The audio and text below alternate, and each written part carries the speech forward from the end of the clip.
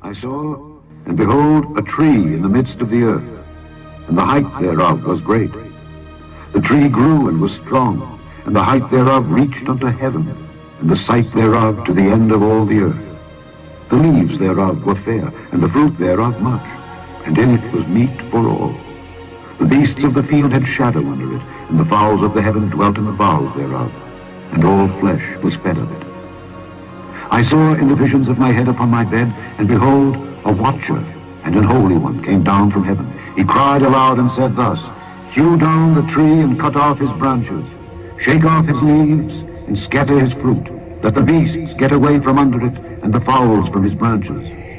Nevertheless, leave the stump of his roots in the earth, even with a band of iron and brass in the tender grass of the field. And let it be wet with the dew of heaven, and let his portion be with the beasts in the grass of the earth.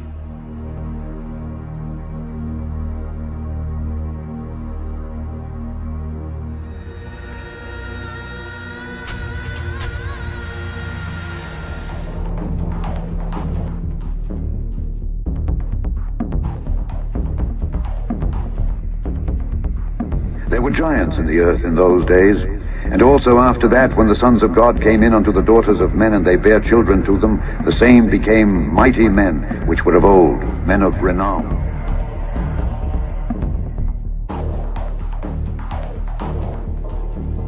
The Creator formed us on the second day, the day he made the heavens. We watched over Adam and Eve, saw their frailty and their love. And then we saw their fall, and we pitied them. We were not stoned then, but light. It was not our place to interfere. Yet we chose to try and help mankind. And when we disobeyed the Creator, he punished us. We were encrusted by your world. Rock and mud shackled our fiery glow. Those who lived were left prisoners in these stony shells, marooned upon this barren land.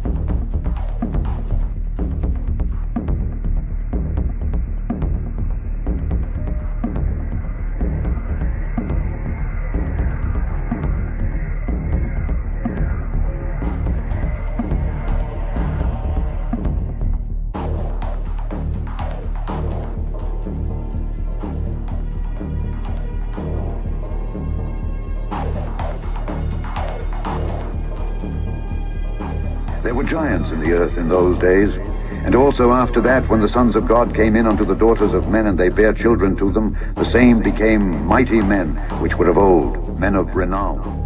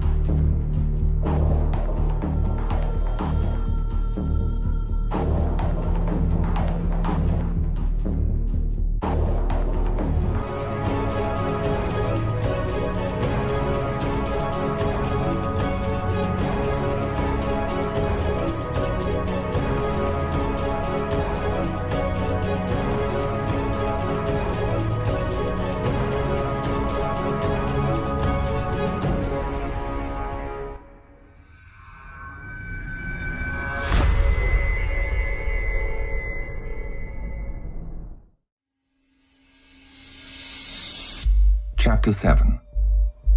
And all the others together with them took unto themselves wives, each chose for himself one. And they began to go in unto them and defile themselves with them. And they became pregnant, and they bare great giants, whose height was 3,000 ells, who consumed the acquisitions of men. And when men could no longer sustain them, the giants turned against them and devoured mankind. There is a forbidden book, lost for centuries, that includes fallen angels, bloodthirsty giants, and a warning to all humanity.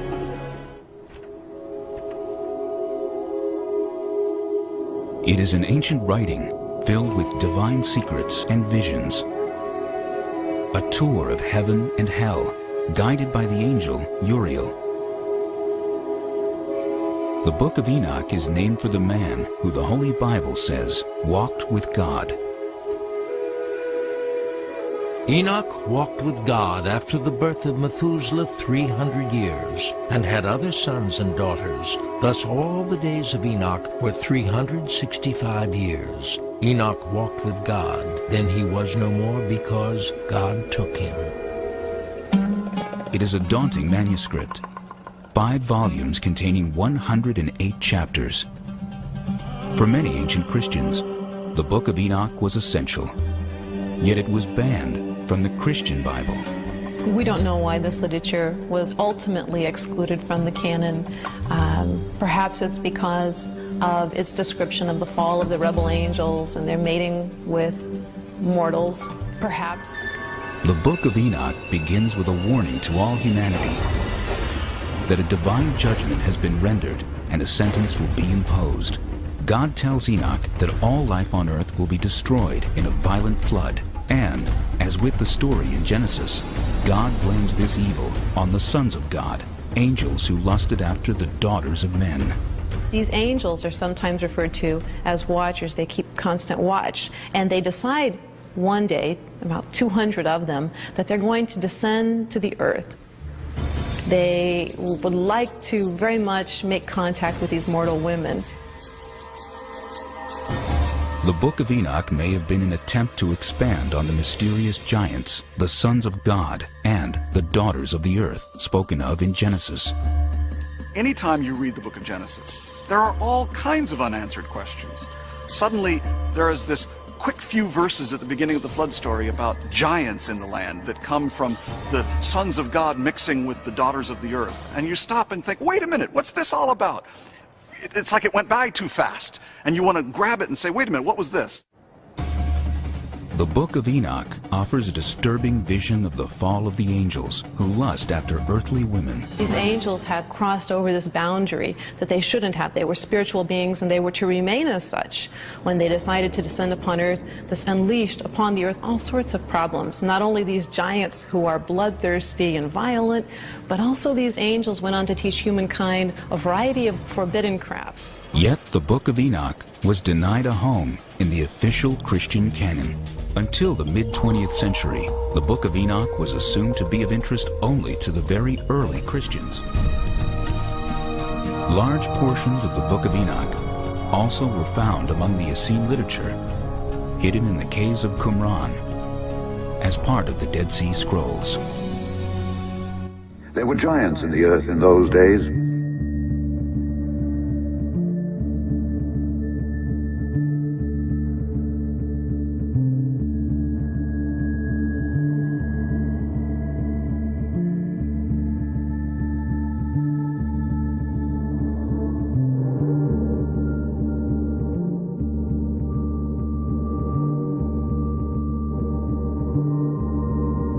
Since the late 1800s, there have been countless newspaper articles reporting discoveries of giant human remains being found all over the world. 18 strange skeletons found in Wisconsin, giant skull in San Antonio, Texas, giant bones found in New York, as well as similar discoveries in Austin, Texas, Los Angeles, Boston, and the list goes on.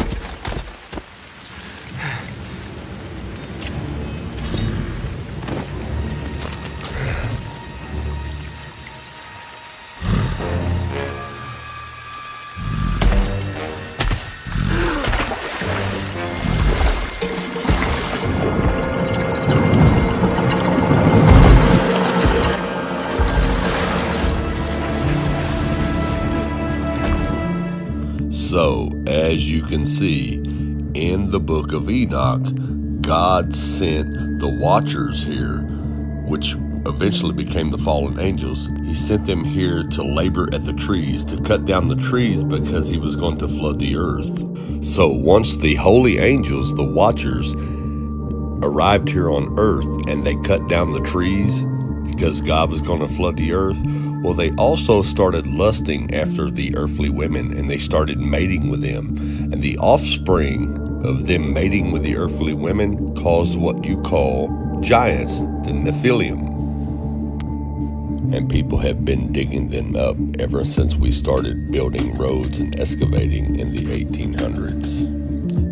And just like the book of Revelation says, God will keep the giants here as prisoners until the end of time, until he brings them back to end the world.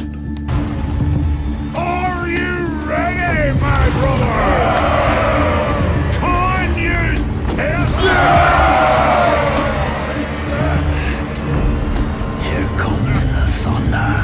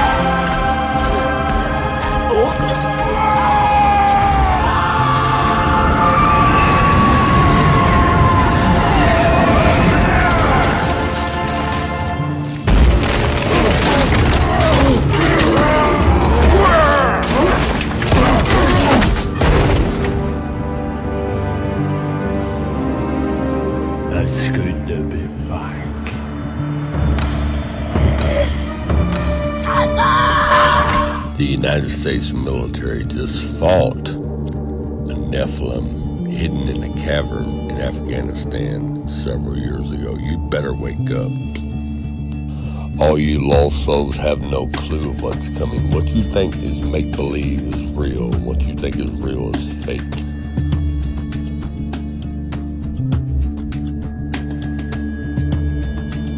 There were giants in the earth in those days.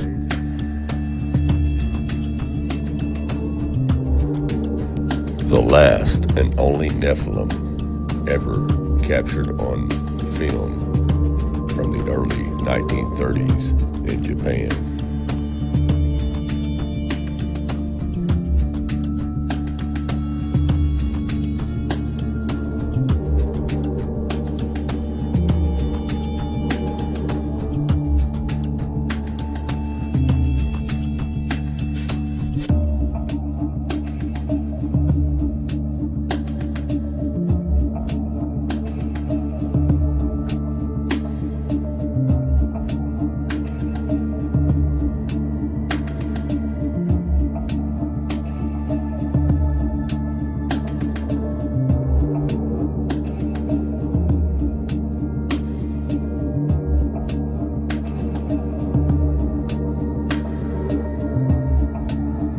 In the visions of my head upon my bed, and behold, a watcher and an holy one came down from heaven. He cried aloud and said thus, hew down the tree and cut off his branches, shake off his leaves and scatter his fruit.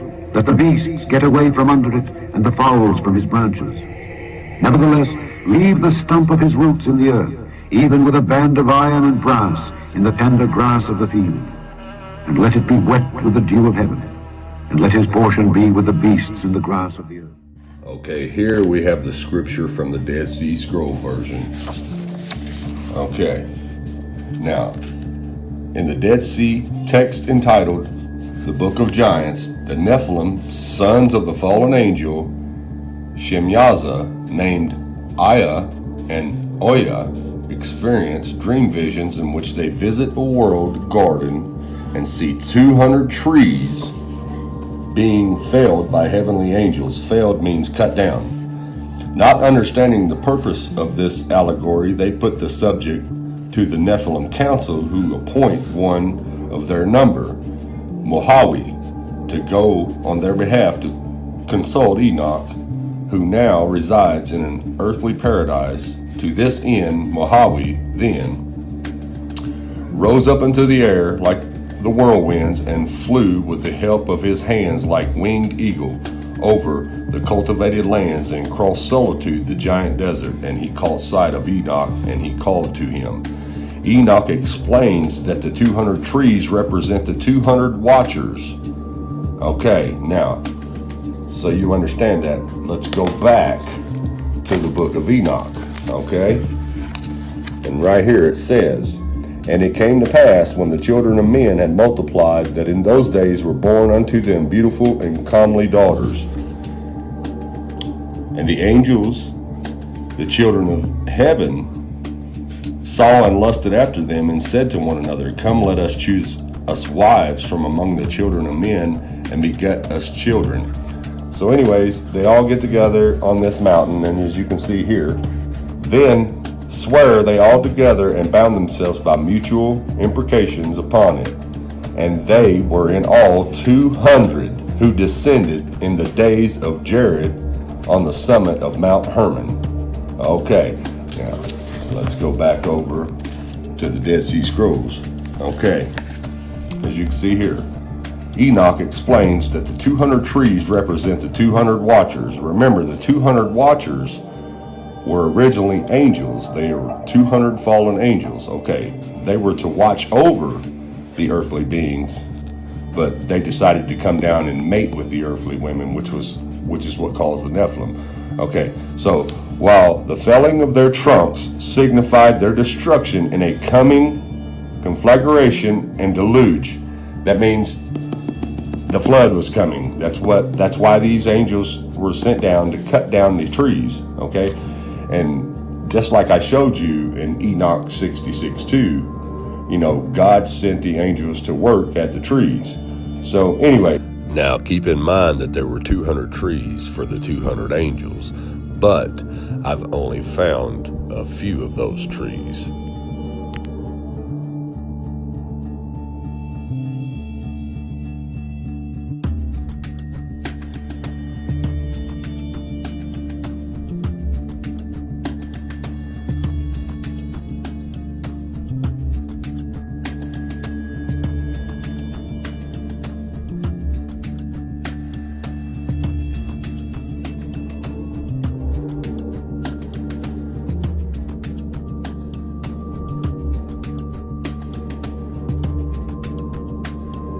Okay, now, as you can see here in the Dead Sea Scrolls and from the book of Enoch and from Daniel from the Holy Bible, the giants did not cut down the trees. God sent angels here to cut down the trees because he was getting ready to flood the earth. And the only thing that would have been big enough to climb those trees to the heavens would have been the giants. So God knew what he was doing when he sent the angels here to cut them down before he even flooded the earth. There's your answer. The angels cut down the trees, just like Scripture says.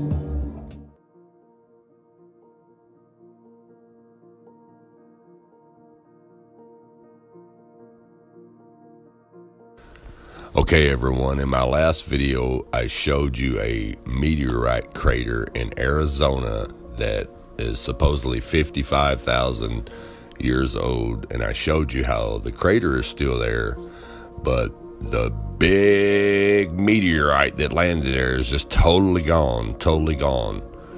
And I also went on to let you know that if you Google or whatever you want to do to look for asteroids, they're all computer generated images by an artist.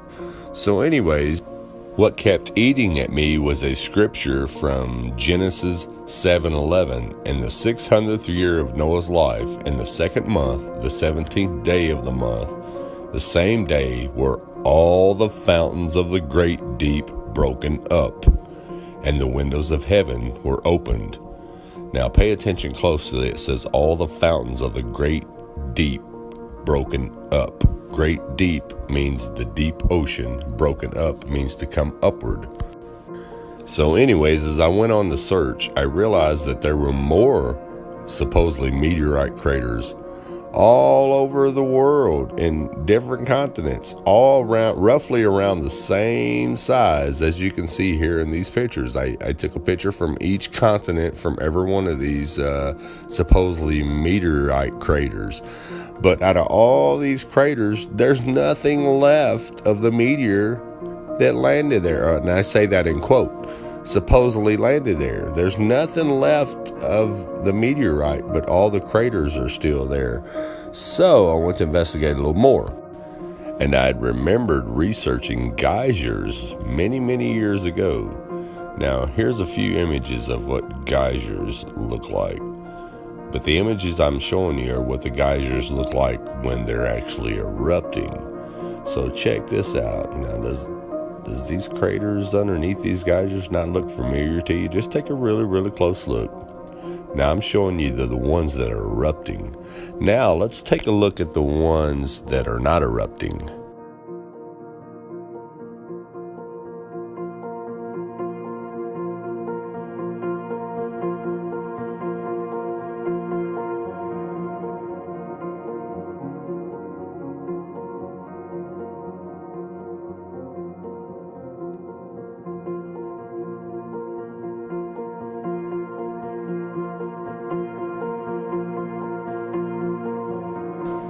Okay, now let's compare the so-called meteorite craters with the geyser craters.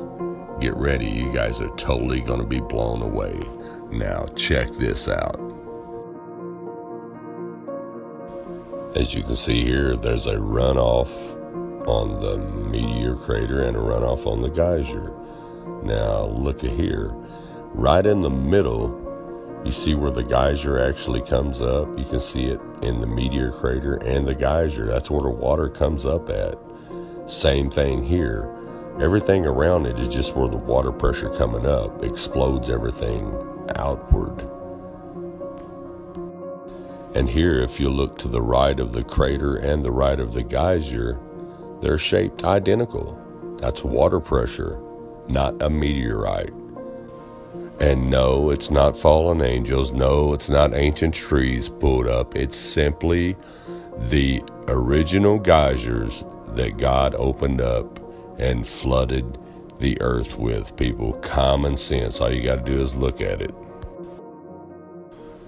Now, you notice here in this meteor crater how the earth has upturned edge around the circle of the crater.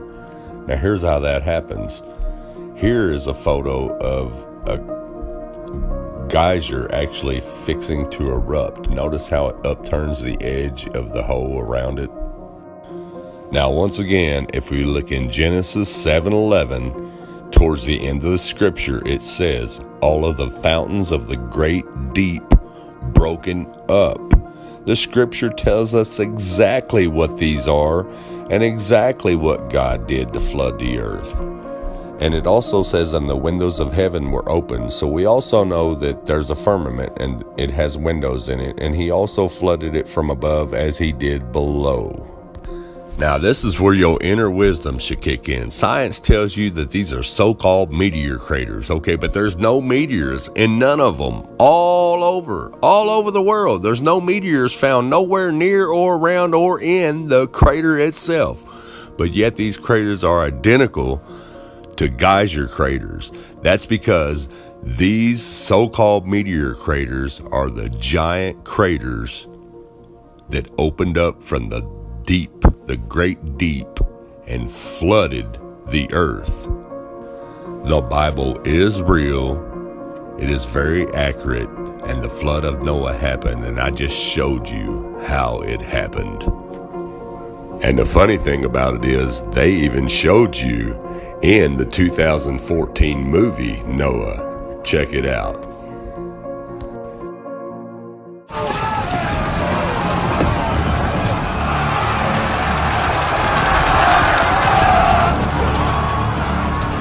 Protect your mother. Protect them all.